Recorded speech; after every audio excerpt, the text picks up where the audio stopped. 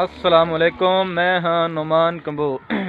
तुसी वेख रहे हो YouTube channel Numan Kambo vlogs.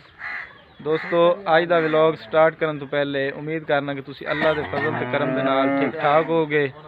दोस्तों अज असी अपने एक दोस्त कोल व्यापारी कोल आए हाँ। उहदे कोल दो फार्मी वैड़ा मेरे पीछे तुसी वेख रहे हो, एक खड़ियां ने ते एक जड़ा ना लियारी गां है, ये खड़ी ये पिछे वच्छी है।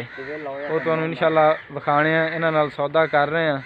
उन्होंने घरों बुलाया है, आ रहे ने, उस बाद सौदा करने तुहानू जड़ा ना सारी वीडियो विखाने। उम्मीद है वैड़ा जड़ियां ना अच्छियां ने ते इन्हां दा सौदा जड़ा ना हर हाल कर लांगे।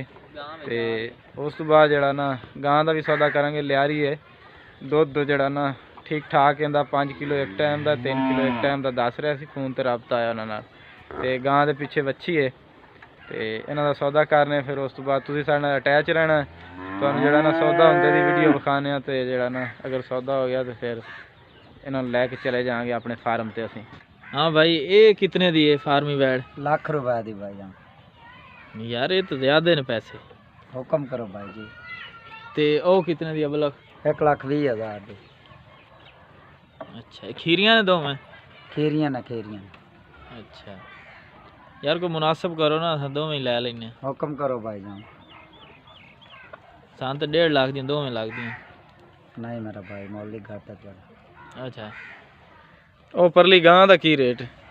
2.5 लाख रुपए। मगरे उहदे वच्छी है बच्चा? बच्ची।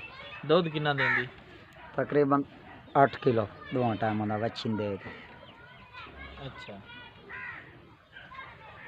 पैसे यार ज्यादा मांगदे पे। ए वैड़ सानू पसंद है, अबलख है जेड़ी। मेरा भाई हुक्म करो दे पैसे घाटा दे दो।